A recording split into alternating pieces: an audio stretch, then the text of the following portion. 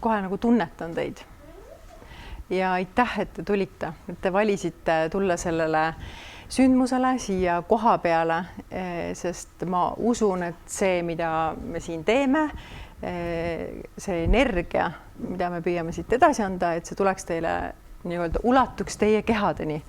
Aga nagu me siin ringi vaatame koos Kristiinega, siis on siin palju tuttavaid nägusid ja keda me teame ja on ka täiesti võõraid, keda me ei tea. Aitäh. Ja aitäh sulle, armas vaataja. Me hakkame rääkima siis Kristiinega tema olemusest. Ja ütleme, ma tahan korra selle siia ära panna maha, et mis asi on see hingestatud vestlus minu jaoks. Siis ma küsin seda, mis on see sinu jaoks.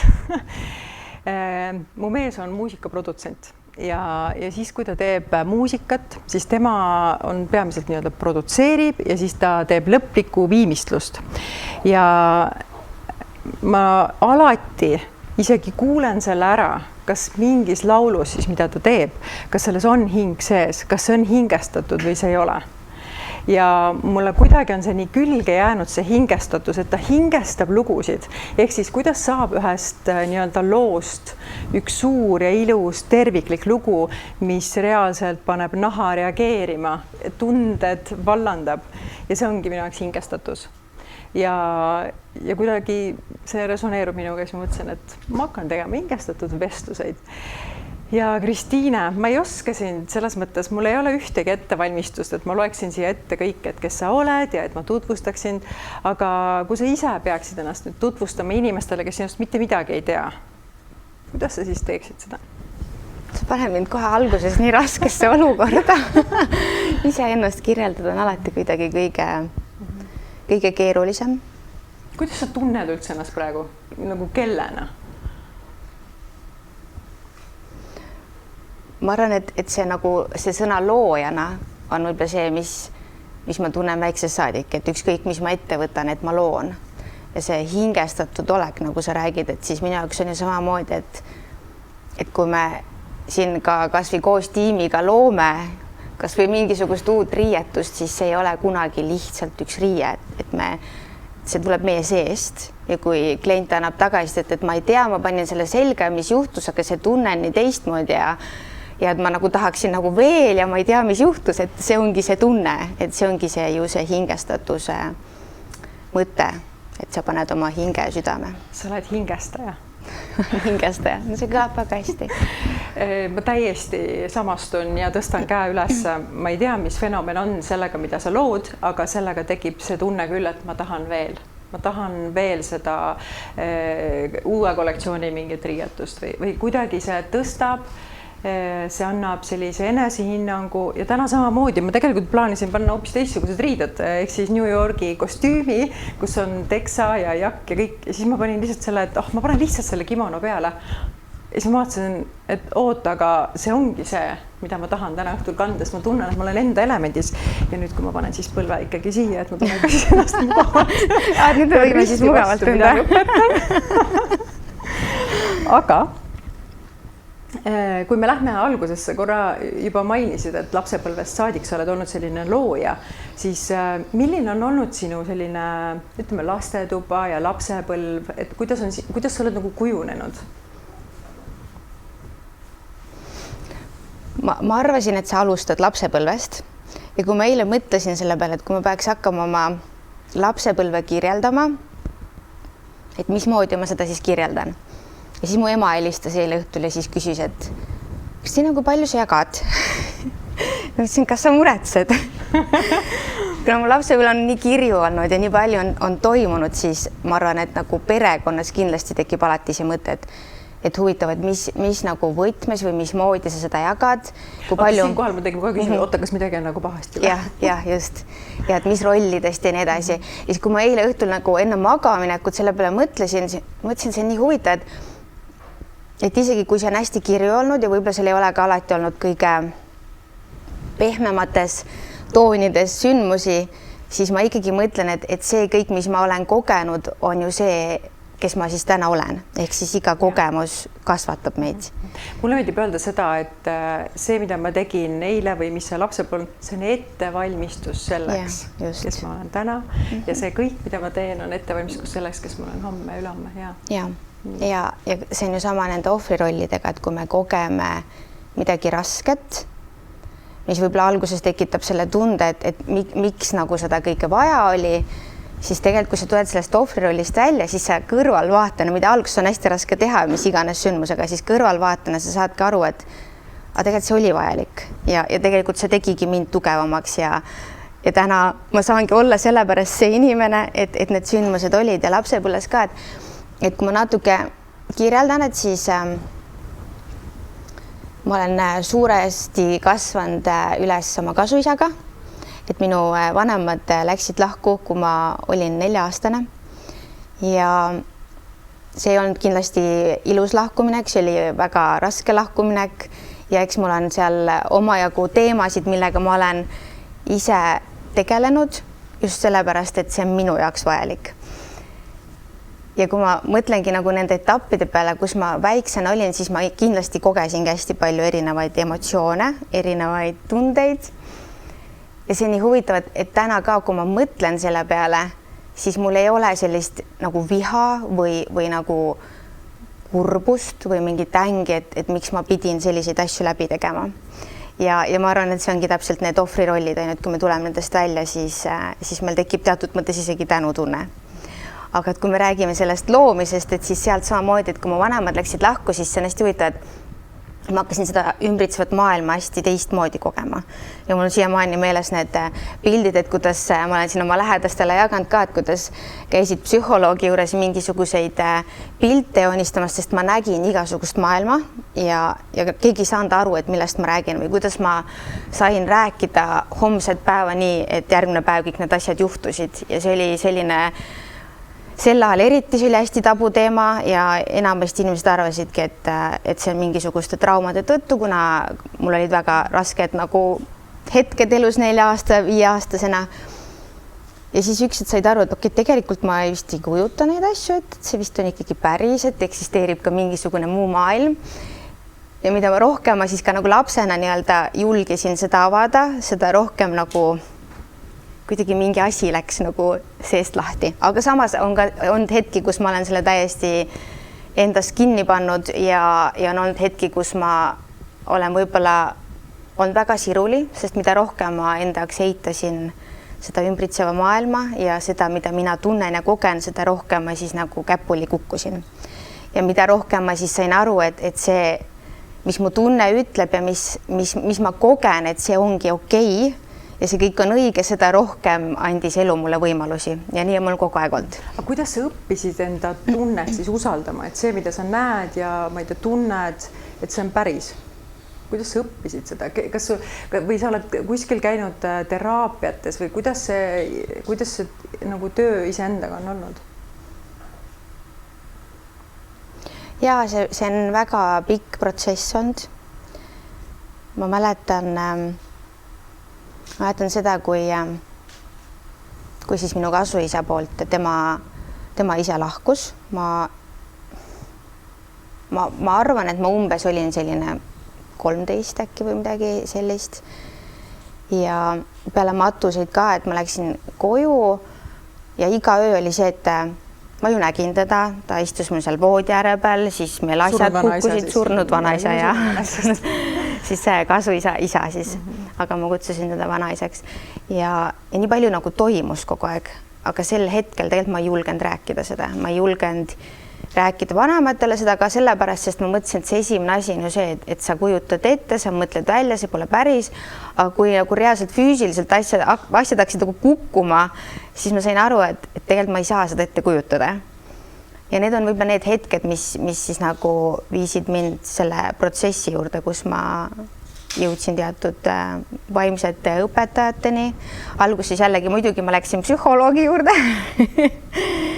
Ja kui ma sain aru, et see ei aita mind sel hetkel selle teemaga, siis mul ema aitas kaasa, et nagu sellised nii-öelda vaimsed õpetajad ja alternatiivse maailmaga tegutsevad inimesed siis nii-öelda aitasid mul üldse lahti seletada, sest ma ei saanud ju aru 13-aastane, mida sa saad sellest maailmast või mitte midagi. Sa tead, et sa näed, sa tead ette seda, et homme midagi juhtub, ma lähen ruumi, kus ma saan aru, et sel inimesel on väga kurb, see inimene on vihane, ma tajun kõiki neid emotsioone, aga ma ei saa aru, kuidas või miks see minule antud on, mis ma sellega tegema peaksin. Ja siis tulid need erinevad inimesed, kes hakkasid siis nagu seda maailma peegeldama mulle.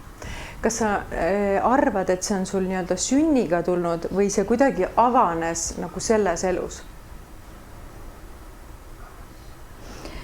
Ma ei ole sellist asja enda jaoks kunagi lahti mõtestanud, see on täpselt nii, et nagu erinevad inimesed küsivad üldse, et ma ei tea, mis on universum või kas on hingede maailm olemas või kas on inglid olemas, ma ei ole kindlasti see õige inimene ütlema, kuidas need asjad on, sest ma ei tea, kas me üldse keegi 100% saame väita, et nii on. Et pigem on see, igal inimesel on mingi oma usk ja oma maailm ja mina samamoodi olen selle järgi lihtsalt toimetanud.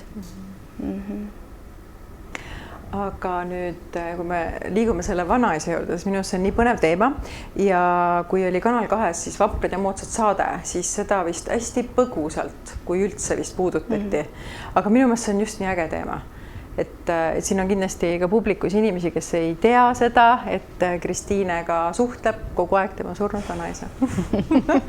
Ja see on selles mõttes nii äge, et kui ma üldse see, kuidas me nagu kokku saime, et ma juhtisin siis hooajasaadet, olin saatejuht ja olime siis Tartus, sa olid tollel ajal siis selle keskuse stilist. Mina sind ei mäleta.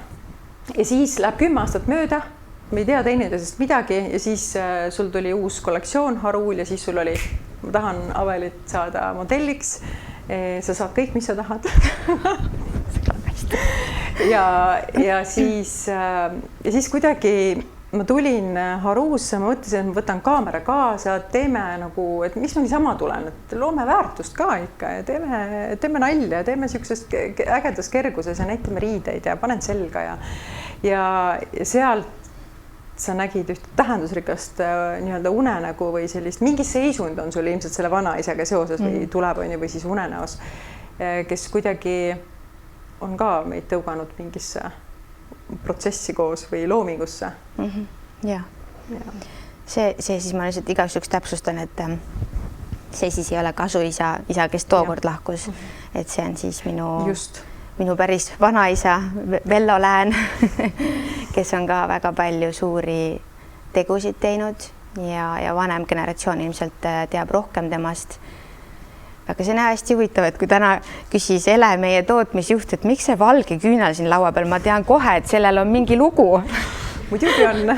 Aitäh, Ritsep. Ma hakkasin naerma, muidugi on, et käisin enne seda podcasti maniküüris, istun ja jälle vanaisa seal kuskil midagi jutustab, et Kristiine, et võt selline valge küünal peab teie vahel seal olema, näitab mulle, kus me siin istume, väga tore.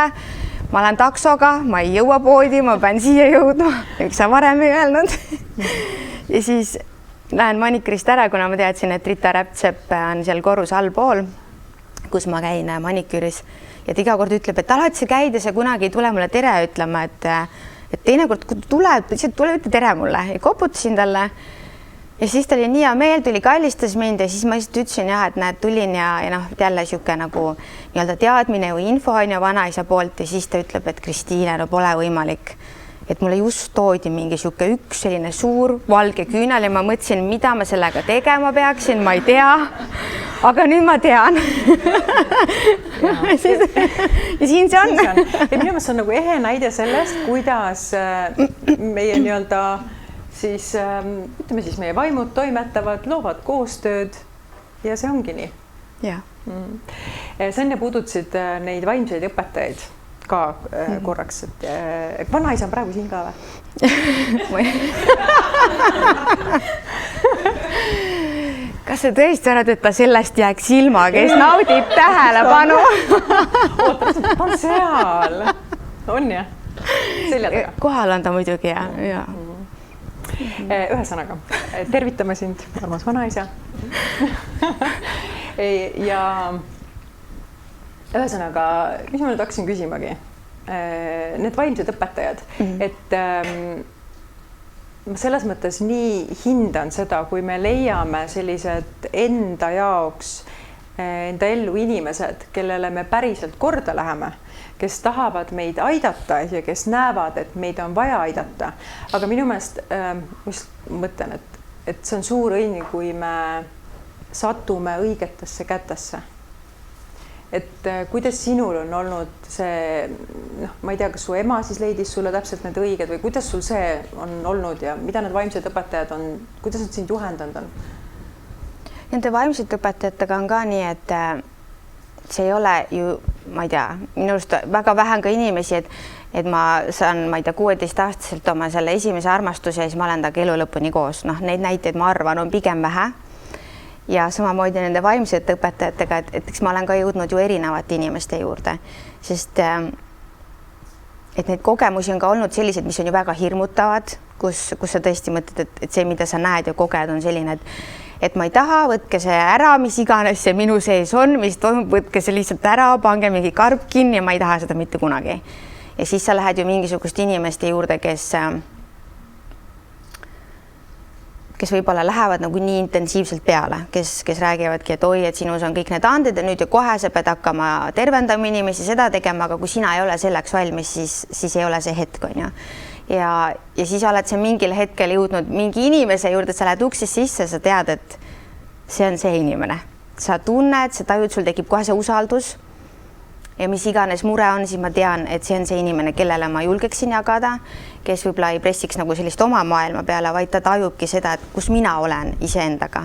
Et võib-olla tema on küps mingites asjades, aga võib-olla mina ei ole veel küps ja tema tajubki seda ja saabki aru, et mul on ka oma kogemused, oma õppetunnid, et on inimesi, kes võib-olla ütlevad sulle ette, et kuule, ära seda tee, on ju, sest muidu juhtub siuke asi. Aga kui sa mulle ütled seda ette, siis mul on vaja see kogemus ja õppetund läbi teha. Et kas või see, mis on võib-olla hiljuti Haruga juhtunud, on, et loomulikult mul 2 vaimset õpetajat on mulle justkui ääri-veeri maininud mingisuguseid asju. Siin mu Kristi just täna tuletas meelde, kuidas üks nendest ütles, et Kristiine suur puhastus tuleb ja selle aasta augustis juhtub midagi. Aga see ongi see hetk, et ta justkui ütleb, et ta valmistab ette, aga ta ei ütle ette, mis. Ja ma ei lähe kunagi otseselt küsima, aga ütle, räägi mulle, sest et mul on vaja saada oma kogemused, oma õppetunnid, sest iga see kogemus ja õppetund viib mind ju edasi. Ja need mingid vaimsed õpetajad võib-olla ongi sellised, kes on mulle öelnud mingeid asju kohe niimoodi ette ära, et põmm, ja siis sa tuled sealt šokiseisundis ära, mõtled, et okei, aga mis ma selle siis teadmisega teen, on, et võib-olla ta ütlebki, et 10 aasta pärast sul lahkub selline kallis inimene ja siis ma mõtlen, aga mis ma siis teen see 10 aastat? Ja mis sa selle infoga teed? Ja, see ei anna mulle mitte midagi. See ei anna mitte midagi, on ju. Ehk siis sama asi, kui öeldakse, et midagi juhtub, siis ega see ei hoia seda sündmust ära. Ja.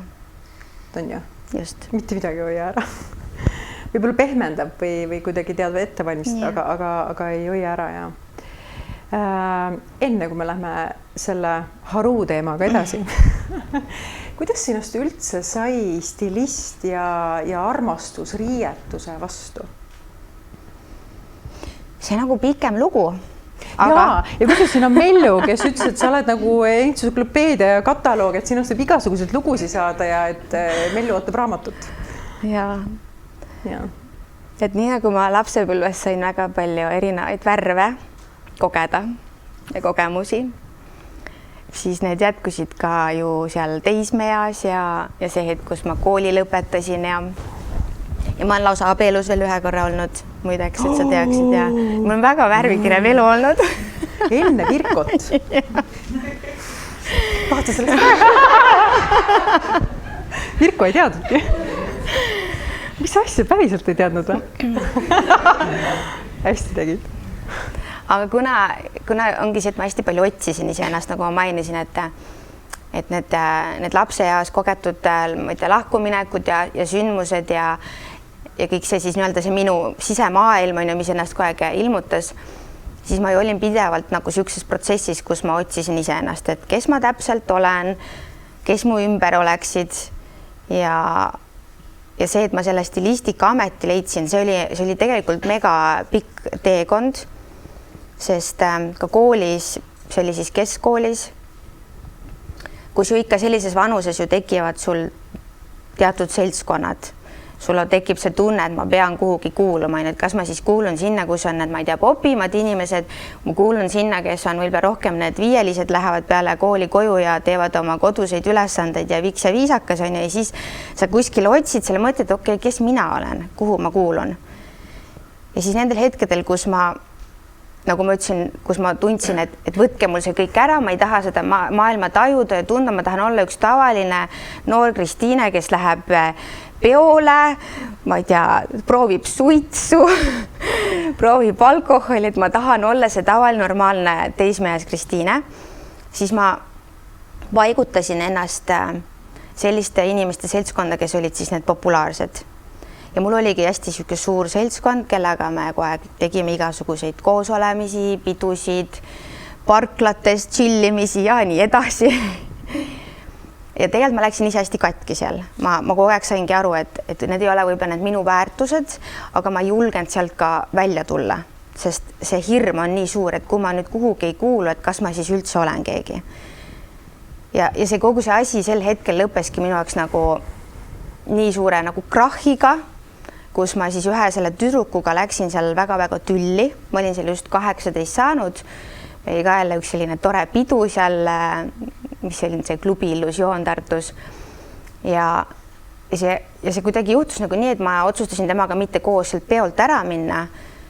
Ja teda see kuidagi hästi riivas. Ja see järgmine hommik siis tema oli siis selle siis seltskonna sellise nii-öelda, kuidas ma siis ütlen, liidriga koos, üks siis armeenlane meesterahvas. Ja vaata, armeenlastel on ikkagi selline asi, et nad hästi turvavad oma naist, see on hästi oluline, et ma tean, et temaga on kõik hästi. Ja kuna ta kuulis siis hommikul, et me koos koju ei tulnud sealt peolt, siis ta oli hästi nagu solvunud, et tema nagu trükuga ikkagi niimoodi ei käituta ja ma sain siis too järgmine hommik kõne, et kas sa vabandad ta ees või siis su elu muutub põrguks. No ja siis see 18-aastane Kristiine, mis mõttes, no millest mina siis nüüd vabandan, on ju. Ma tahtsin peol olla, mul oli mingi silmarõõm, kellega ma seal parajalt šotte tegin. Et mis siis nüüd on ju. Ja see on nii huvitav, et siis sama nagu päeva õhtuks, ma arvan, ma sain umbes 20 inimeselt, kas kõnesid või sõnumeid, et sa oled maailma halvim inimene, ma vihkan sind, ma ei taha sind elus kunagi näha, sa võiksid ennast ära uputada ema ja nii edasi. Järgmine päev ma läksin kooli, mitte keegi rääkinud muga, mitte keegi, kõik see seltskond siis, kuhu ma siis kuulusin. Olid mingid teatud inimesed, kes tulid mu juurde, ütlesid, Kristiine, et ma väga tahaks suga suhelda, aga ma ei saa, sest nagu mind pandi valiku ette, et kas Carlos või sina. Ja ma ütlesin, no selge, siis on nii. Ja see on nii huvitav, et kõik see asi, kuna Tartu on nii väike, kust ma pärit olen, eks ole, ja isegi kui me kooli lõpetasime, siis ikkagi see on väike ja nagu, et inimesed kuskil ikka kellegagi kokku puutuvad. Ja see järgnevad 3 aastat nägi välja selline, et ükskõik kuhu ma läksin, mida ma tegin, tuli kogu aeg see, et sa oled see Kristiine, kellega suhelda ei tohi. Ja siis ma küsin, aga miks? Ega ma ei tea, miks, aga lihtsalt ei tohi, et ei tohi suhelda. Ja siis need, kes sinna seltskonda kuulusid samamoodi, et kui me eelmisel päeval olime veel kõik väga suured sõbrad ja jagasime seal üksteisele, ma ei tea, riideid ja mida kõike veel, siis mulle toodi prügikottidega sinna ukse taha kõik need riided, ema ja kasuisa läksid ukse peale, et mis nagu toimub ja ei oskagi seletada ära tegelikult, et mis täpselt toimub. Ja vot sellised nagu kogemused on see, et täna ka, et ma ei mõtle nende peale, et ma olen ohvri rollis, et kuidas muga käituti, et miks ma pidin selle läbi tegema või nagu selle 3 aasta jooksul, kus ma ka ühistel mingitel üritustel käisin, siis nad tulid selle suure kambaga mu ette, ütlesid, et sa ei ole siia tahetud, et näed seesama Emajõgi on seal, et mine uputa ennast ära, et noh, et me ei taha sind siia maailma ja kuidas ma sain neid sõnumid, et sa ei saa kuhugi kooli sisse ja et sa oled mitte keegi, et me naerame kõik üle, et sa oled mitte keegi. Ja ma täna ikka, ma mõtlen, see kogemus pidi olema, sest ma täna olen siin see inimene täpselt selle pärast, ma tegin need erinevad nagu valusad hetked oma sees läbi, aga mitte see, et ma vihkan neid inimesi, et nad on, ma ei tea, halvad inimesed, ei, sest see oli nende õppetund, see oli minu õppetund ja läbi selle ma sain kasvada, nii et see pikk jutt ongi see, et läbi selle ma hakkasin ennast hästi tugevalt otsima. Käisin Austraalias aasta aega, läksin üksi, kui see kõik see 3 aastat see jama oli seal kestnud ja läksin Austraaliasse ja mõtlesingi, et tahan teada, et kes see Kristiine siis päriselt on. Et kui sul on nagu mingi programm ümber ringi kogu aeg, siis sa mingis mõttes hakkad nagu vahepeal uskuma seda, äkki see ongi nii, et äkki minuga ei peakski keegi suhtlema või võib-olla ma ei olegi ära teeninud ühtegi sõpra, nii järelikult pidi ka olema, võib-olla ma peangi olema see üksik inimene või siis võib-olla mind ei peakski üldse olema. Ja siis üks saad aru, et see on mingi programm, keegi paneb sulle programmi pähe. Ma tahan seda öelda, et inimesed tegid sulle hea teo. Jah, just. Täiesti nii, et nad tegid sulle suure kingituse. Ja, nad tegid suure kingituse. Ja just sellega, et nad tegid sulle tee lahti. Ja. Ma sain aru, kes ma olen. Kuidas sa neid killukesi kokku hakkasid nagu kraapima ja kas sul siis selline nagu see sisemine nägemine, tunnetuslik nagu kasvas uuesti või? Jaa, kindlasti see on see hetk, kus siis, kui ma ka siin Austraaliasse läksin, kus ma tundsingi, et nüüd mul on nagu huvi, ma tahangi aru saada, et mis minu sees toimub ja kõik see, mida ma tajun ümber ringi. Et see huvi oli nii suur, sest see kogemus tõi mind selleni, et Kristiine, et nüüd aitab, et sa oled seda trillala välist maailma nüüd siin pikalt, olid siin populaarses seltskonnas, said siin justkui särad, on ju, aga et nüüd ongi põmm pikali ja nüüd ongi aeg sinna peeglisse vaadata, et kes sa siis oled, on ju, et miks see kogemus anti ja ise ennast tundma õppida. Kas toona sa olid nagu oma keskis üksinda või sul oli tookord ka ikkagi selline kamraad või? Ei, ikka oli selles mõttes elu alati ju on selline, et loodus tühja kohta ei salli. Tekkisid ju teatud uued inimesed su ellu ja kui ma läksin sinna Austraaliasse üksed, siis seal tekkisid väga palju eestlasi, osadega, kellega siiani suhtlen. Et elu toob õigel hetkel õiged inimesed, kui sa ise usaldad ja lased tulla. Ja ka siis, et see on okei, et kui me ei jää kõikide inimestega ju alati nagu käsi käes elu lõpuni suhtlema, sest meil on ka need etapid, et me anname üksteisele need etapid ja õpetused ära ja siis liigume edasi. Just. Aga armastus riiete vastu? Ja sealt see kõik see pihta hakkas. Ma käisin Austraalias, kogesin seal palju, tulin tagasi. Mu ema on karjäärinõustaja. Ja siis ütlesin, ema on nii... väga äge, ta oli meiega New Yorgis kaasas ja ta on nii soe, ta on nii armas. Ja ta on väga toetav. Ja ta on alati olnud hästi toetav, et ka need hetked tegelikult, kui kõik see keskkooli selline teatud mõttes siis kius ja kõik see jama, mis siis toimus, et siis ma läksin ikkagi alguses ajakirjandust õppima. Et ma ütlesin, et vanaisa mul õppis ja onu mul õppis, et mina soovin ka nendes jälgedes käia. Ja see oligi see, et kus ma siis aasta aega õppisin ära, sain aru, et see üldse minu asi. Ma läksin Austraaliasse, olin aasta seal ja tulin tagasi ja siis ütlesingi emale, et kuule, sina kogu aeg tegeled teistega, tegele nüüd minuga, et mis see minu siis asi on, mis ma õppima peaksin. Sest ta on ju karjäärinõustaja. Just, täpselt, ta on psühholoog, ta on karjäärinõustaja ja tema kuidagi selline tore, ta ütles, et Kristiine, ma ei hakka suga üldse mingit teste või selliseid rituaale läbi tegema, mis muidu tavaliselt ta siis teeb. Ütles, et ma tean ju, mis sulle meeldib. Et mõtle nüüd ise, et midagi, mida sa oled väiksest saadik alati teinud, kui sul sõbranna külla tuleb, et mis see on. Ma alusin hästi segaduses, mida ta mõtleb, sa kogu aeg paned kõik riidesse. Kõik sõbrannad, kes sul väiksena tulid, sa tegid selle kapi lahti, kõik pidid sinu riidelt selga panema. Ja emaga alati ka, et kui ta kuskile läks, ma ütlesin, et ei, nii küll ei kõlba, et siuh-siuh paneme need asjad kokku ja kuidagi see selline sisemine tunnetus ja taju oli hästi tugev. Ja kui ta mulle selle välja tõi, siis ta ütleski, et näed, et tegelikult stilistikat ja kõik sellist maailma saab nagu õppida ka ja otsiski seal, ma ei tea, Tartus mingid variandid ja EKA. Ja ma olin täitsa, kas sa teed nalja? See on mingi amet, et ei, et kindlasti ei, et see peab olema ikkagi mingi normaalne amet, et kuidas ma ütlen, et ma lähen mingi moestilistikat õppima. Ja ma mäletan, mul nagu tekkis selline plokk see hetkel. Aga ma läksin ta õhtu magama ja see oli jälle see, et ma nägin oma, nagu mul on need mingid unenäod ja ma nägingi seda und nii hästi mäletan, kuidas ma olin mingisuguses poes ja siis mul käisid erinevad inimesed ja siis ma nagu lihtsalt võtsin need riided ja panin neile selga. ja kui ma hommikul üles ärkasin, mõtlesin, et okei, tegelikult päris nagu põnev tundub. Ja see on nii huvitav, et see hetk tegelikult ma ju kohe ei kandideerinud kooli kuskile, vaid ma sain aru, et ma tahan nagu nii üldse, et see põnevus oli nii suur. Ja enamus siis nagu inimesed, kes mu ümber nagu sel hetkel olid, ütlesid Kristiina, et noh, et kus sa nagu, mis sa siin tegema hakkad või kuidas üldse saab, et nagu sa räägid, et sul on nii suured plaanid ja unistused, aga et noh, et kuidas sa seda realiseerid kõike. Aga ma realiseerisingi nii, et ma otsisin Tartus ühe stilisti ülesse, läksin tema juurde täitsa niimoodi, mitte mingit tasu ei saanud, käisin taga pool aastat põhimõtteliselt iga päev kaasas, vaatasin, mis ta tegi, siis lõpuks sain talle nagu justkui assistendiks, siis hakkasin väikest tasu saama, siis oli juba veidi uhkem tunne, järgmine pool aastat olin assistendi rollis, siis sain EKA-sse kujunduskunsti sisse kaugõppesse, hakkasin vaikselt ka siis nii-öelda õppima juurde ja kogu aeg iga uks avas järgmise ukse, kuni ma lõpuks olin kvartalikeskuse stilist, siis mulle tehti juba pakkumine Lõunakeskuse poolt, et tule hoopis meile kogu keskuse stilistiks.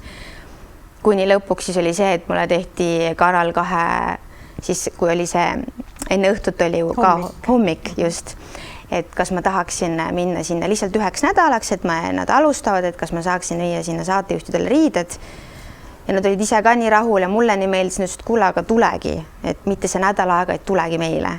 Ja see iga uks nagu avas, aga samas oli see, et ma nägin palju vaeva ka, et ma ei saanud ju tükk aega tasu ja kui ma sain, siis oli ka see, et ma olin see assistent ja ma olin nagu nii, et see on see minu asi, see paneb mind põlema, vahet ei ole, mis teekonna ma läbi teen, aga kui mul on see usk, et ma tean, et see on nüüd see, mis mulle meeldib, et mille peale mul need ihukarvad tõusevad püsti, mida ma näengi seal unes ja kõik see on nii põnev, et siis ma tean, et elu loob võimaluses, sest mina usun sellesse.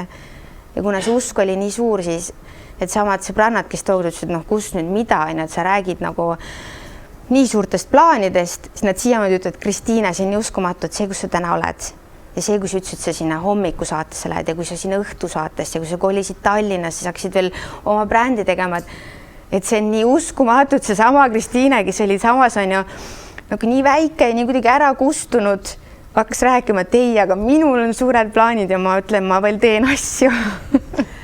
Mis sa arvad, mis on see magic, mida sa oled, mis on see nupp, kus sa tead, et sul on teadmine, et see läheb nii, kus sa selle võtad? See ongi see usaldus. See on täpselt see, et kui mul tuleb see mingi teadmine, siis loomulikult on hetki, kus ma panen ka kahtlusele, aga enamasti ma ei pane seda kahtlusele, ma tean, et kui see tuleb, siis see nii peab olema ja see viib mind kogu aeg ju edasi. Et kõige nagu hullemad mõtted ka, mis tulevad, et noh, Virkoga me käime ju kohe mitte aastavahetusel, vaid talvel reisidel ja ka ühel reisil, kui meil veel ei olnud oma poodi isegi mitte ja kus ma olin ka lastega seal basseini ääres, haru oli ju üsna värske. Me ei olnud veel üldse nii palju võib-olla rattaid käima saanud, mis nagu ühel ettevõttel ju võiks olla, kui sa teed poodi. Aga mul tuli lihtsalt nägemus ja ma ütlesin, Virko, jaa, see pood, ma räägin talle kõik ja ta vaatab, ütles, et Kristiina jälle mingi asi. Ja samas on ju sa kõike seda teed, siis ta ise ütleb ka, aga see tunne on nii õige, et see, mida sa teed, see tunne tuleb sul ja me rakendame selle, siis iga see asi viib järgmisesse õigesse kohta. Aga enamus jääks tundub see justkui hullumeelne, et kuhu sa, mis sa nüüd tõttad ette, et paar aastat oota ja siis on ju tee. Aga mul ei, ma tean, see info tuli, ma tean. See on nagu see, et mingi meil ja siis avaneb sinus ja siis nagu saidki info kätte, said selle meili kätte nii-öelda kuskilt kõrgemalt poolt ja...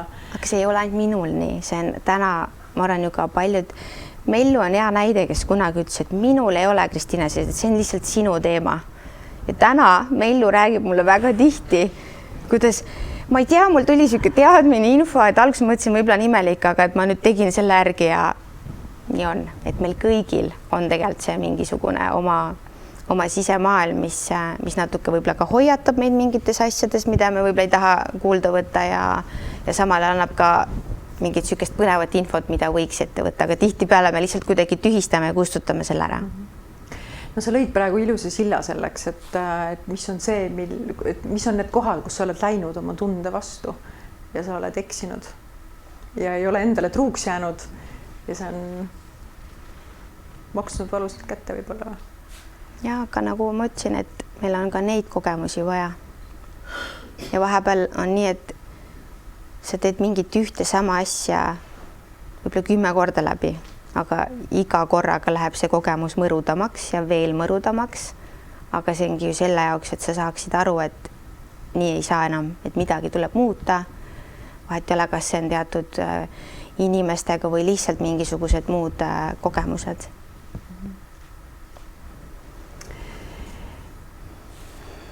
Kas räägime selle ära?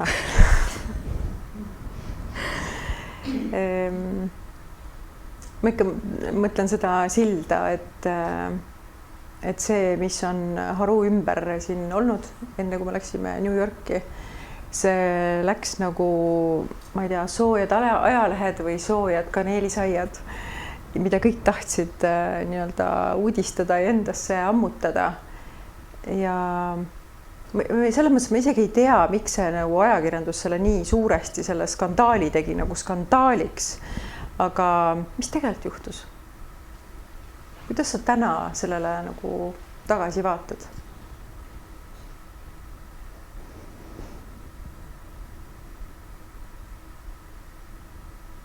Jällegi eile õhtul enne magaminekut tunnetasin jälle korraks, et kui kuskil keegi niimoodi küsiks, kus on palju inimesi, et mis ma tunneksin, just see, et mida mina tunnen siis, kui mult seda küsitakse. Mõistustasandil mõtlesin kohe, et kindlasti raudselt tekib mingisugune ärevus. Hästi huvitav, praegu näiteks üldse ärevust ei tekib, mis ma arvasin, et võiks nagu tekkida. See oleneb küsijast. See oleneb küsijast kindlasti ja ma kuidagi proovisin endaks nagu eile mõtestada seda nii, et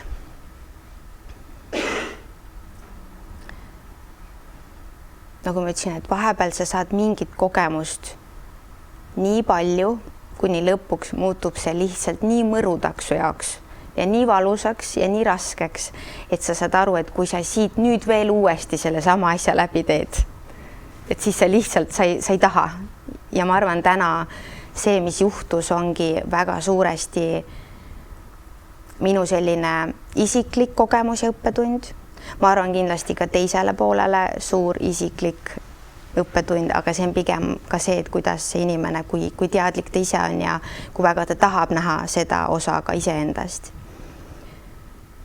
Ja minu jaoks on see kindlasti hästi oluline osa just nagu ettevõtluses, et see piiride seadmine. Et need, kes mind tunnevad, et teavadki seda, et ma olen alati see, et kes ju annaks kõik teistele enne ära. Ma alati küsin, kuidas enne teised tunnevad, annaks kingiks kõik ära, annaks raha ka enne teistele kõik ära ja siis mõtleks, et tegelikult võiks endale käeta. Aga ettevõtluses lõpmatuseni sa tegelikult ei saa nii.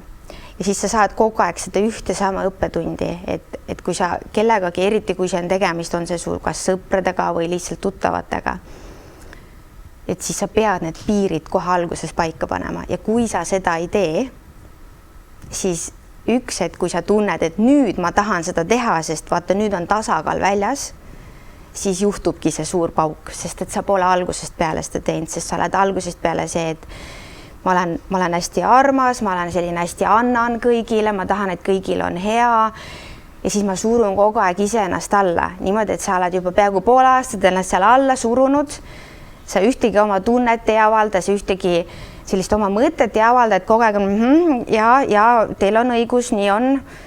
Ja siis lõpuks on see, et okei, tegelikult ma enam ei suuda, see paak on nagu nii ääreni täis, et nagu tegelikult on see nagu minu ettevõte ja see minu visioon ja nägemus ja minu looming, et ma tahaks seda teha nagu läbi enda jälgede koos teistega siis. Ja siis käib üks suur pauk, sest et sa ei pannud neid piire algusest peale paika. Ja teisel poolel on seda väga raske vastu võtta, kui sa siis järsku seda teed. Sest ma ei ole seda ju teinud, kus see tuleb, miks. Ja ma arvan, see põhjus niimoodi suures pildis, mis juhtus, miks siis teatud koostööd lõppesid. Sa soovisid seda enda poolt? Ja, just. Ja võib-olla siinkohal ka millest kõige rohkem on kahju, et tänaseks see skandaal ei olnud üldse New Yorgiga seotud, see koostöödega. Seal ei olnud teema New York, kas me lähme päris lavale või mitte päris lavale või kas see on põhiprogramm või see on kõrvalprogramm. Sa oled näinud seda kirja? Ma olen näinud seda kirja. Ja jääb tõesti mõistmatuks, miks selliselt väänati ja isegi see, et öeldi, et mina lahkusin, kuigi sina soovisid seda. Kuigi tegelikult jah. Nagu me seal New Yorki minnes üks modell küsis, et kas ma oleks nõus seda kirja näitama, mis siis minu poolt siis välja läks. Siis ta küsis, Kristiine, see on ju nii viisakas kiri, et jaa, see on konkreetne, aga see on nii viisakas. Sina ju lõpetasid koostöö. Et miks sa seda öelnud ei ole kuskil? Või miks sa nagu lasid kõik sellel nagu juhtuda ja siis nagu oma siis mõtlesingi, et tead, sa ei kujuta ette, kui palju me oma tiimiga oleme olnud oma keskised. Tead, läheks ja tahaks nagu näidata maailmale, mis päriselt oli, aga mille jaoks? Miks sa pead tõestama ennast kellelegi, miks sa pead võitlema kellegagi? Sest mina tean, minu tiim teab, et me teeme oma asja ja see tuleb südamest, me teeme õiget asja ja elu hoiab neid inimesi. Et sa ei lähe sinna samasse energiasse, et panen vastu, teeme ära. See ei ole haru ja see on see sama asi, mida ma kirjutasin. See ei ole mina ja see on ka see koostöö lõpetamise kiri. See sama asi oli ka seal, et ma soovin teha läbi soojuse ja läbi armastuse ja mitte läbi ego tasandi asju, sest see ei ole mina ja see ei ole haru. Ja kui ma oleks läinud sinna võitlusesse, siis ma olekski läinud ise sinna samasse kohta. Haru on olnud minu silmis väga väärikas selles kõiges ja mul on olnud nii suur ja erakordne võimalus teiega New Yorgis olla ja seal laval ja neid riideid kanda ja see on, kui me korra põgusalt räägime sellest New Yorgist, siis kuidas sina täna sellesse vaatad, sest meil on täna siin ka need New Yorgi inimesed ja ma vahepeal tunnen, et mingid osad on ikka veel seal. Kas sa ka tunned nii või? Ja see on nii huvitav, et enamus, kes meil seal käisid, räägivad, et nagu just kui mingi osa oleks sinna jäänud ja et nii igatsen ja tahaks sinna tagasi, et kuidagi nii, ma ütlengi jälle, see on see ka elu usaldus on ju, et teatud mingid asjad pidid juhtuma, aga samas me seal kõik kogesime, et see lõi nagu selle õhu nii puhtaks, et mingi asi pidi üle käima ja nii õiged inimesed said sinna koha peale ja kõik kuidagi see pinge kadus. Et kui muidu oli tunda ikka kuskil mingi pinge õhus, aga see kadus ja selline tohutu selline kokkuhoidmine ja selline kui palju naeru just täpselt, et nii palju sellist ehedust ja siirust oli seal ja see on ilmselt see, mida me kõik igatseme, et meil tekkis see seal ja mitte, et see nagu ära kadus, aga just see, vaata, kui sa kõik veel koos oled, siis sa ju jõustad veel rohkem seda väge. Ja me olime kõik nii võrdsed minu meelest, et ei olnud keegi kuskil liider või intensiivne või me olime nii nagu tasakaalus kõik. Kõik oma rollis, oma nagu... Ei, see oli äge, see oli tõesti vinge ja sellest tuleb dokumentaal. Ja. Aga kui me lähme siia Virko juurde.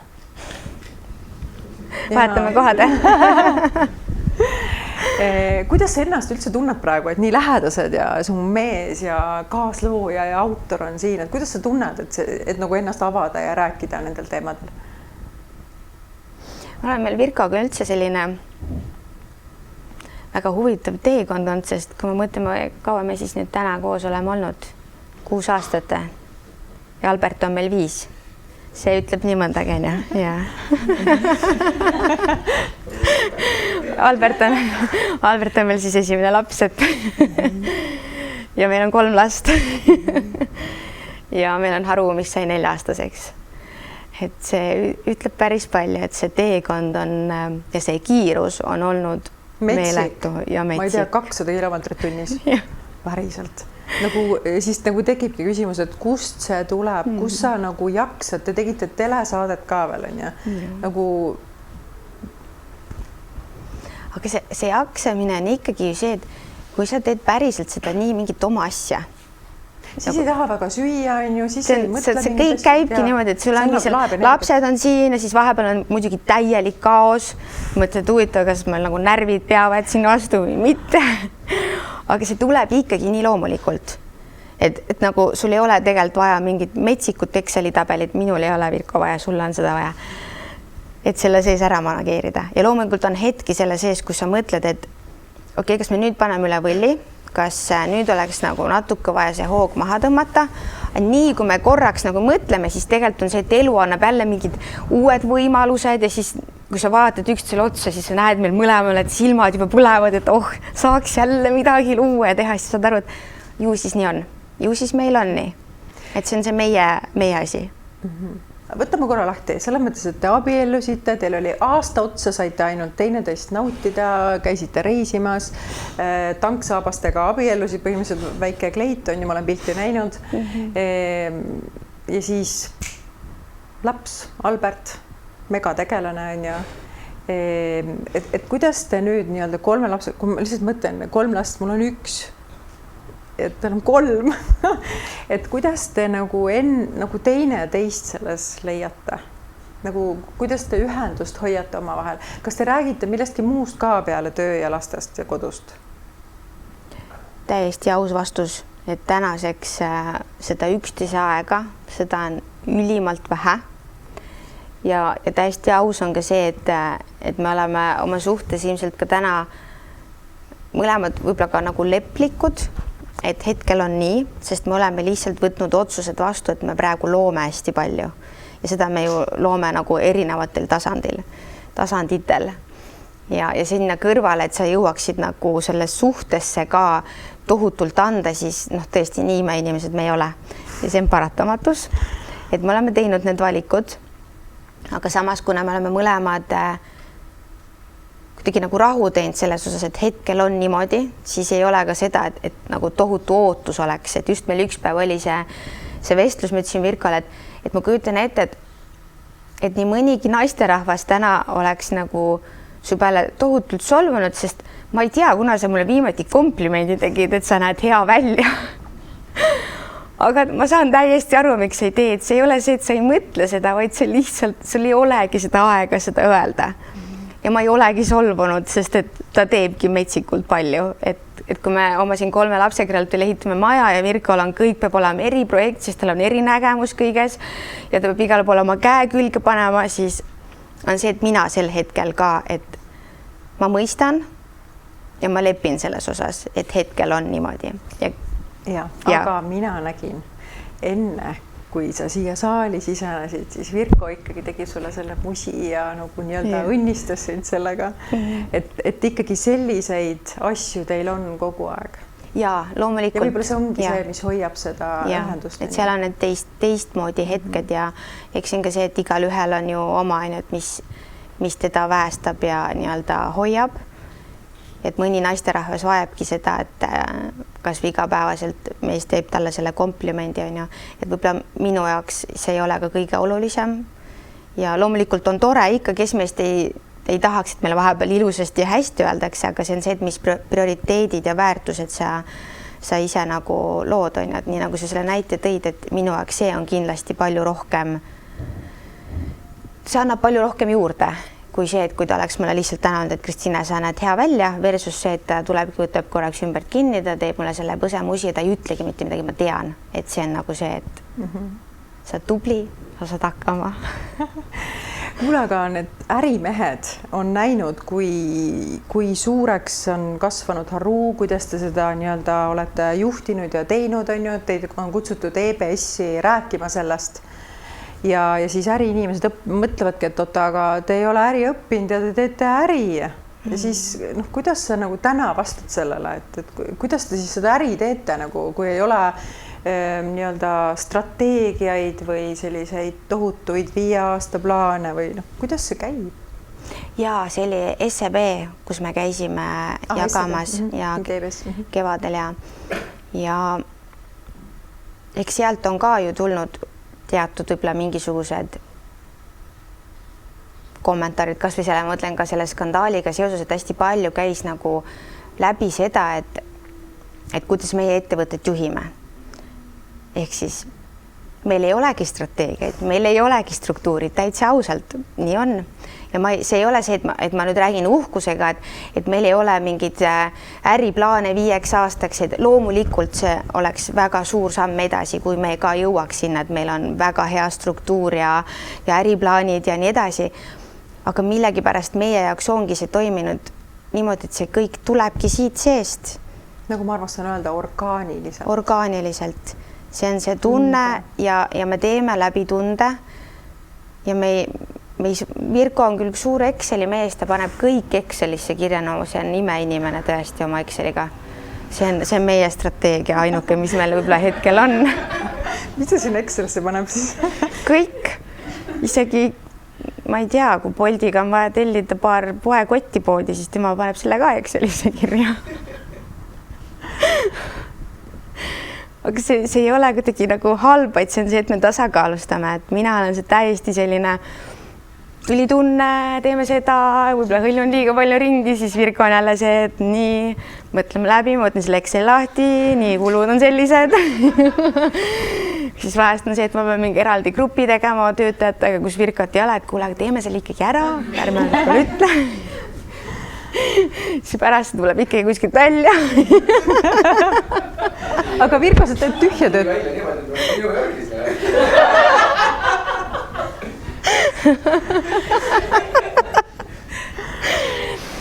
Et selles mõttes on nagu natuke naljakas mõelda, et me olemegi seda haru niimoodi loonud ja ma tean, et ongi inimesi, kellel on see meeletult ette jäänud, et kui nad näevad seda, et kes on tohutud nagu struktuuri inimesed, ma ütlengi veel kord, et see ei ole halb, see on, ma arvan, väga hea, kui on üks ettevõtte loodud, ma ei tea, äriplaanide ja struktuuridega, aga SWOT-analüüs. Jah, kui me teeme nii teistmoodi seda. Täna ütles nii armsasti Rael, et see on uue ajastu looja. Uue maailma looja, uue maailma. Et kui öelda sulle, et sa oled uue maailma looja, siis kuidas sina seda nagu tõlgendad enda jaoks? Mis see sinu jaoks tähendab? Minu jaoks see uue maailma looja nagu üldse on täna see, et kui me räägime üldse ettevõtlusest ja brändidest ja loomisest, siis minust nagu mingi aeg sai läbi. Ja võib-olla see natuke see liialt struktuuri peale ülesehitamine ja selline õpiku järgi tegemine. Jällegi muidugi kasutan nüüd seda lauset, mis ka jällegi, kui ma ütlen selles skandaali osas nagu seda koostööde mõistes, et nii kui ma kasutasin väljendeid, kus ma ütlen, ma ei saa teha õpiku järgi, siis see nagu trigerdab mingeid inimesi ja see trigerdab nii meeletult, et ma saan aru, et seal tekibki nagu tohutu viha, sest mõni inimene teeb ja ta ei saa aru, mis asja sa teed sinna, kui on meile öeldud, et me oleme mingi sekti loonud. No. Ja me olemegi selle kogukonna loonud, sest see ei ole by the book. See tuleb teisest kohast ja see uue maailma loojad, ma arvan, need ongi need inimesed, kes saavad aru, et see mingi aeg on läbi saanud, et üldse kogu see ühiskond ja inimesed on nii tohutus muutuses täna. Ja ma arvan, väga paljud sellised teadlikumad inimesed tajuvad seda täna ja samamoodi on ka siis ettevõtlus, et kui sa oled see uue maailma looja, ma ei tea, mis see päriselt võib-olla see termin tähendab, aga sa loodki täiesti natuke nagu see müstika, aga sa lood täiesti teisest kohast. Sul peab olema endaga ikka väga hea kontakt ja ühendus. Kas sa vahepeal nagu kaotad ka selle ära või? Loomulikult. Mul on olnud hetki, kus ma kaotan selle, võib-olla tänaseks neid ei ole enam nii palju, kui kunagi oli. Aga ikka on hea. Aga mis siit taastab? Kuidas see taastub või kuidas sa nagu endaks selle tagasi tuled? Ma olen lihtsalt ise aru saanud, et loomulikult mul on need vaimsed õpetajad, kes mind ka ma olen mega tänulik neile, nad on mind nii palju abistanud ja kas või selle suure sellise jama sees, mis siin toimus. Et nad nagu tõid kogu aeg mind tagasi, et Kristiine, sa tead, mida sa teed. Sa tead, miks sa lood seda kõike, sa tead, miks on nii palju inimesi, keda see puudutab, sest see ei tule siit kohast, see tuleb siit kohast. Ja on nii palju inimesi, kes saavad aru ja neile ei meeldi see ja nad tunnevadki seda, et nad tahavad sind ära tühistada. Aga kui sa ise jääd ikka sinna iseenda juurde, et need on ka need hetked, kus mul on raske, siis ma nagu tuletan endal kogu aeg meelde, et see on ka nagu mõned, ma ei tea, suured kõnelejad räägivad, et mine peegli ette rääkima, et ma olen ilus ja ma olen hea ja ma olen tubli ja et ma ei tee seda, aga see on ka kuidagi sellised hetked, et kus nagu ma peangi jälle sinna peeglisse vaatama, et ma tean, miks ma seda teen. Ja juba see kuidagi on nagu selline, hommikul ärkad ülesse, on selline nagu kergus. Miks sa seda teed?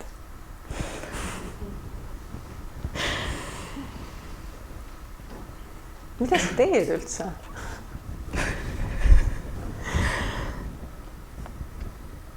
Nagu ma ütlesin, mulle meeldib luua. Aga mulle meeldib luua ka selliselt, et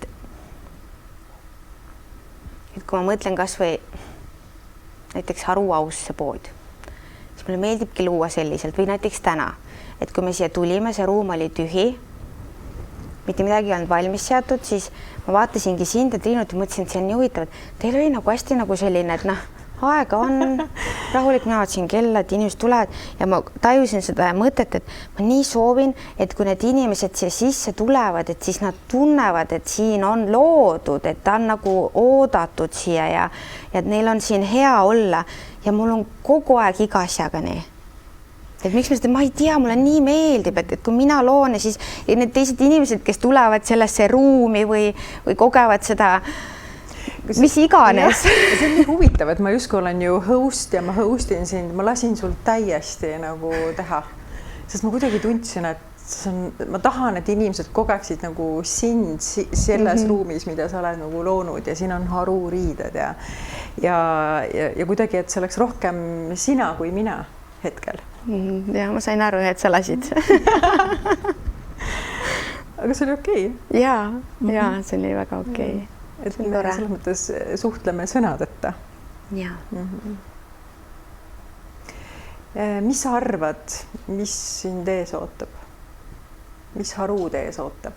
Kuhu sa teel oled? Kantuna sellest lausest, ma tean, miks ma seda teen. Mis on täna see, mida sa tead?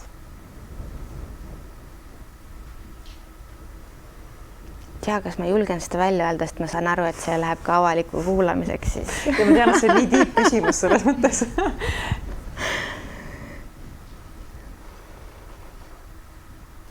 Kui teatud inimesed siin ennustasid, et 2 aasta pärast Haru putka on kinni pandud, siis seda kindlasti ei juhtu.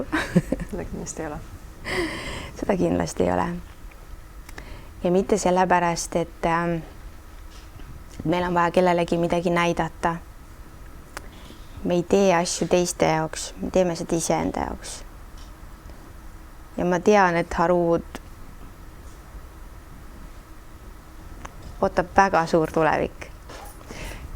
Kusjuures, kui me Ritaga jalutasime New Yorgi 5. avenüül, kus on ju kõik fansid poed, siis tundus nii loogiline, et ühel hetkel võiks olla 5. avenüül Haru shop, butiik ja ma arvan, et varsti me punasel vaibal ka näeme kellegi seljas Harud, sest see paistis reaalselt silma selles kontekstis, kus me seal olime, seal laval, nende teiste loojad, mis on kõik tore nagu, aga lihtsalt teistsugune. Kas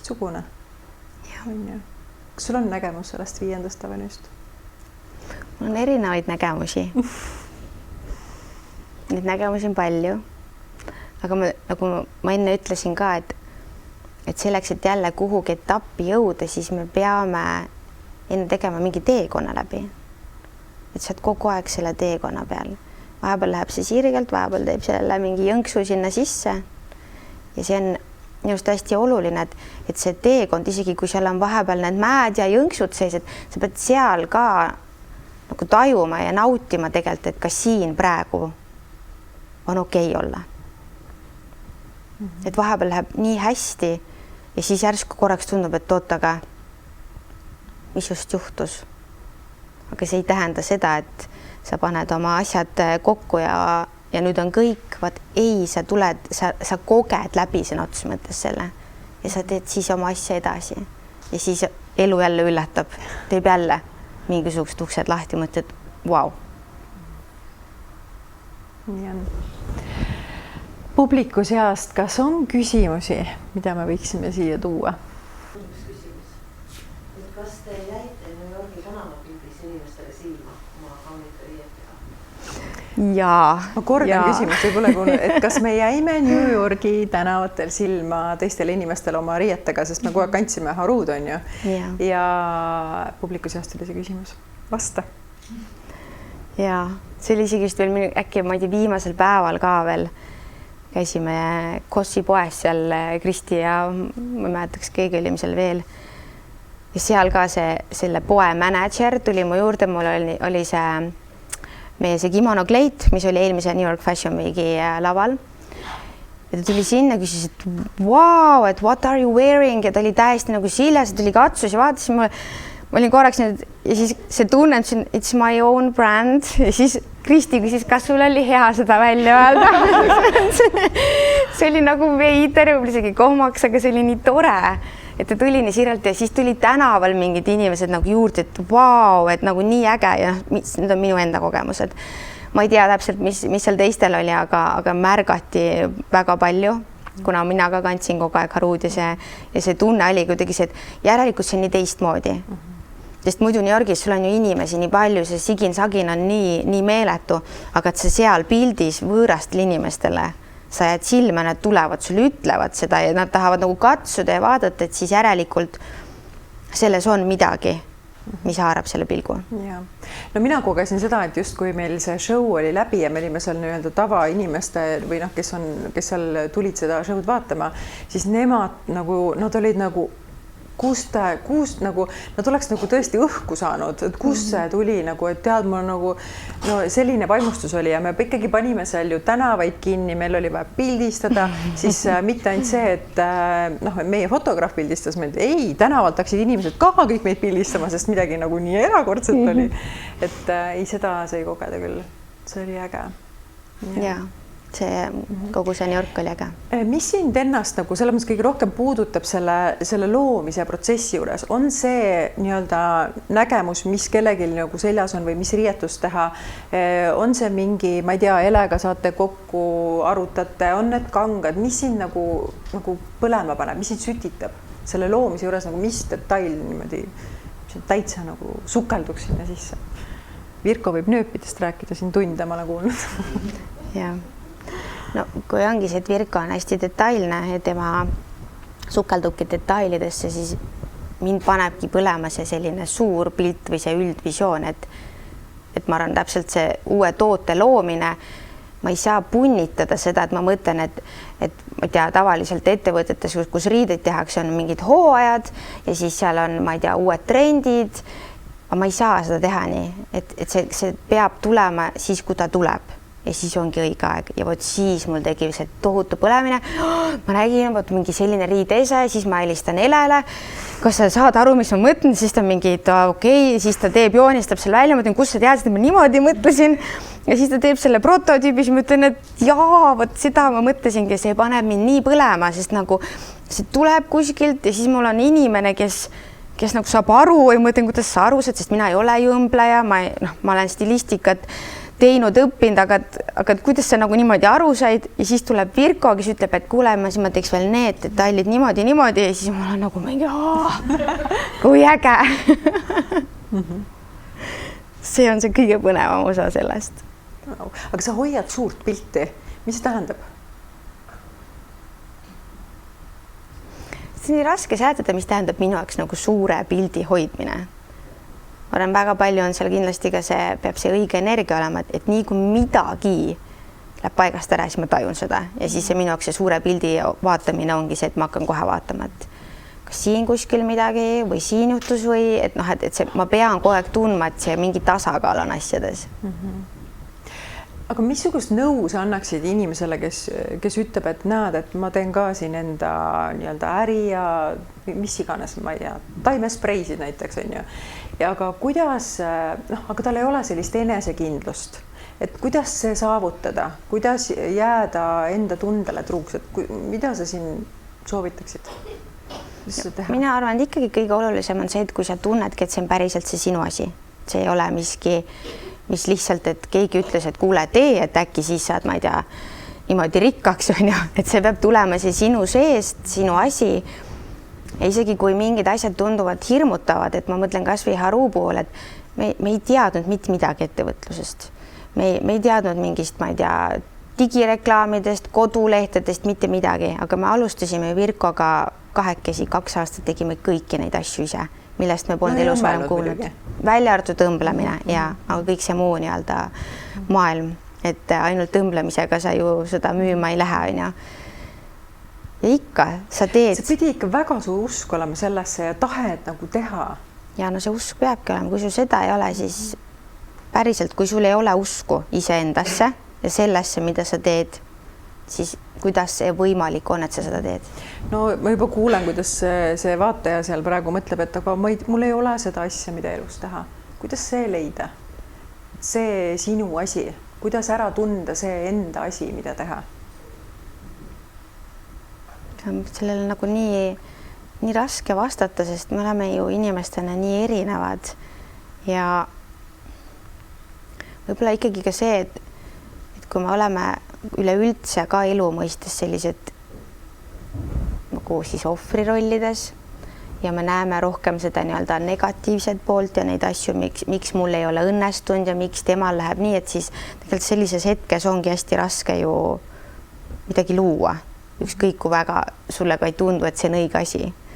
Me peame ikkagi kuidagi, kui meil see ele ütleb, need jalad tuleb tagumiku alt välja võtta, tegema hakata. Ehk siis tegelikult sa andsid praegu väga hea nagu soovituse, et tuleb nii-öelda see vundament puhtaks teha, et nii-öelda jalad välja sirutada, hakata nagu kõndima, hakata nagu kuhugi poole liikuma. Aga kui me nii-öelda nagu sa oled mitmeid kordi öelnud, kui me oleme sellises ohvri rollis või ellujäämise tasandil kuskil on ju, siis me ei ole loomise tasandil ju. Just. Et selles mõttes tasub sellega tegeleda. On ju. Aga kuidas teil see omavaheline match ikka Virkoga, et te nagu täiendate teineteist, et teil on mõlemal omad need nii-öelda tugevused on ju, et ma mõtlen, seesama, et kui sina mõtled, et see riided olid sinu teema, no Virko, mis sinu teema oli? Sul ei saanud ju nööbid ega detailid olla sinu teema või on ja siis põhimõtteliselt sa saadki olla siin oma loomises koos Kristiinega. Selles suhtes ongi raske kombinatsioon, et kui Kristiinele meeldib luua, siis mulle meeldib ka luua. Ja siis ongi see, et kui mina olin nagu pigem elus suke, et nagu kahtlesin kõik asju läbi 100 korda mõtlesin, siis Kristiine tuligi mu ellu ja siis ongi see, et enam seda nagu mõtlemist, usaldust on palju ja lihtsalt teeme. Ja siis ongi täpselt see, et nagu kas või Haru tegemine, et olime reisil, küsisin küsimuse, tema vastas ja siis ongi, et aga teeme ja 3 kuud läks mööda, oli eelpood avatud. Et selles suhtes nagu praegune Virko poleks seda nagu üksi elu sees nagu niimoodi teinud, et usaldanud. Aga nüüd me teame, mis asi see õige asi on ja lihtsalt teeme. Ja mul ongi see, et mul meeldib see ka täiega see protsess, et ma ei tea, kas või praegu maja ehitus, et on see, et mul on ka mingi nägemus, mul on see, et kui see uks peab, ma ei tea, seina sisse minema ja täispuidust olema, siis on see, et ma näengi, ma ei tea, kas või 10 tundi aega, et see niimoodi saab, nagu ma ise tahan ja mul on see, et ma ei oota kellegi nagu siukest heakskiitu, et äge uks on, pigem on see, et ma teen selle endale, et on see, et kui ma iga kordselt mööda lähen, siis ma vaatan, et ma tegin enda jaoks siukse, nagu ma ise ette kujutasin ja ma ütlen, mul on hea tunne luua. Ehk siis... Et ühesõnaga raske kombinatsioon, et 2 isiklust, kes teeb luua ja siis ainult loome. Selles mõttes on küll keeruline ja, et kui mõtled, et isegi palju nagu asju taldrikul hetkel, siis me ikka leidsime jälle uue projekti, mida teha. Jälle loome midagi uut Harus. Seda sa ei taha veel välja igata? Ei, no eks me võime ikka. Nii, jah. Maja ehitus, ma ei hakka isegi rääkima, kus te praegu elate. Nii-öelda praegu, okei, see New York sai nüüd tehtud, on ju. Uus kollektsioon tuleb kohe välja. samas Virko, kas sa tõesti arvad, et 2026 me ei lähe kuskile lavale, see tundub juba nii omane ju. ja tahaks kõik kaasa tulla. aga ja me oleme pikalt unistanud, et praegu see pisike pood, see on selline nii ilus algus olnud Harule.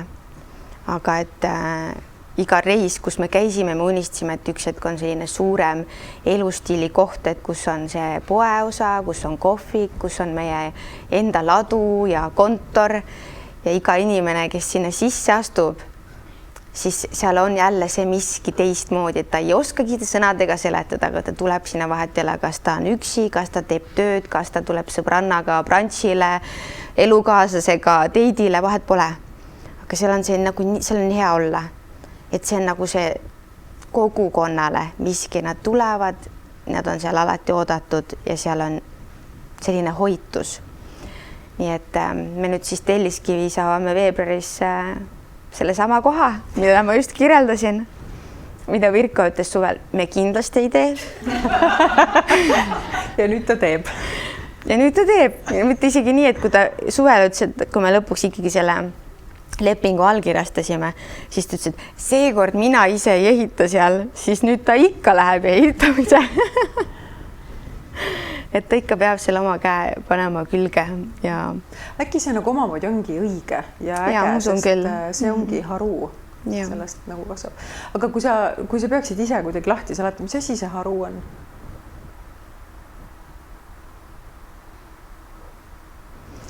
Minu jaoks ta ikkagi see on ikkagi see kogukond, mitte sekt, vaid kogukond. Mina ei tunne, et ma sektis oleksin. see ongi see kogukond, et kui ma mõtlen, et haruüritused see aasta, mis on olnud, et on see sünnipäev olnud või pop-up, mis iganes. Need võõrad inimesed, keda ma ei tea, nad tulevad sinna, nad kallistavad. Ma kallistan neid. Ja nagu ma teaks ta terve elu. Ja siis ta tuleb, räägib, et ta oli järjekorras, et ta sai tuttavaks võõra inimesega. Nii hea oli. Siis järgmine inimene ütleb, see sama Riina, kes meil siin istub, et ta läheb harupoodi ja siis läheb peale seda Passiflora kohvikusse ja saab sealt omale mingi tutvuse, kes mõlemad käisid harupoes, istuvad maha, joovad koos kohvi. 2 inimest, kes ei tea üksteist. Ja see ühendus on see nagu nii, see on nii lahe, et see ei ole ju ainult mina ja Virko või meie tiim. Et see nagu läheb nii kaugele ja see läheb järjest suuremaks ja see on nagu nii äge, et need inimesed, ma mõtlen alati, et ma olen öelnud, et need, kes peavad nagu justkui siis nagu, ma ei tea, haruga mingit sidet tundma või see kogukonda kuulama, et need tulevad. Need, kes ei pea, need lähevad.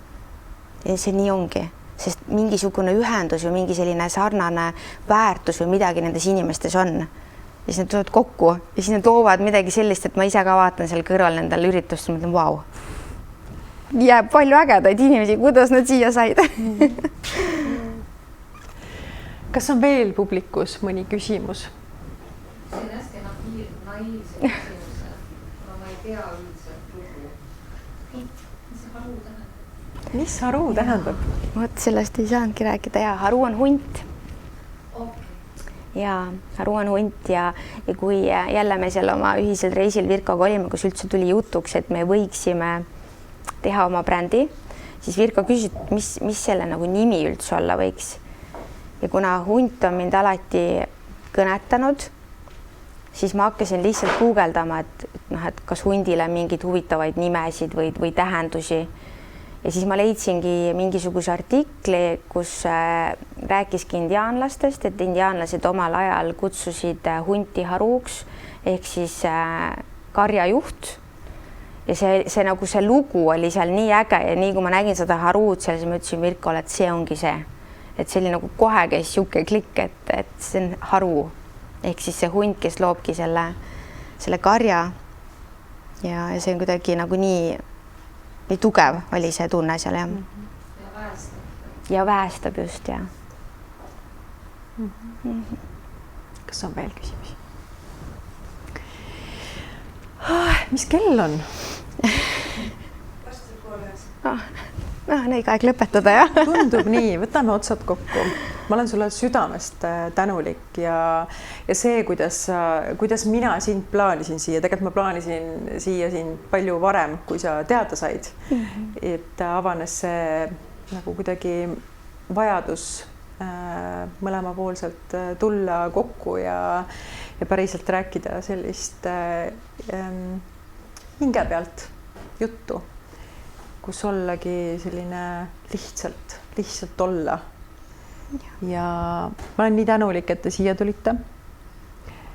Ja ma ei teagi, mida siia lõpetuseks veel, tahtsid sina midagi päästavat öelda siia lõpetuseks?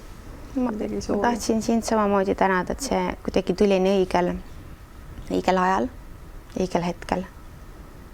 Ja siis, kui ma enne siia istusin, siis vaatasin, et täpselt nii palju, kui neid inimesi tuli, siis jälle see enda sees on nagu nii selline suur tänutunne, mõtled, et huvitav, tulid siia kohale, tahavad nagu kuulata, et see on nii tore, et see on nagu ja see nii teistsugune, kui ma oleks kahekesti rääkinud. See publik ja see energia on ka nagu nii teine ja samamoodi on see teine, mis tuleb otse siit, mitte läbi nii-öelda filtrite, läbi selle ekraani, et selles mõttes see on nii äge.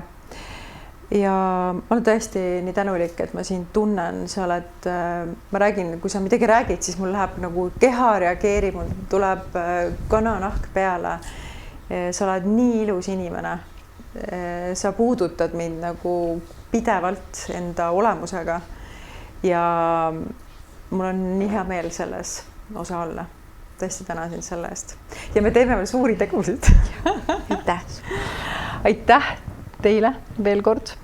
Ja minu järgmisteks külalisteks saab olema kas Kerli Sepp või Kadri Vooran, nii et jälgige reklaami ja olge hoitud. Aitäh.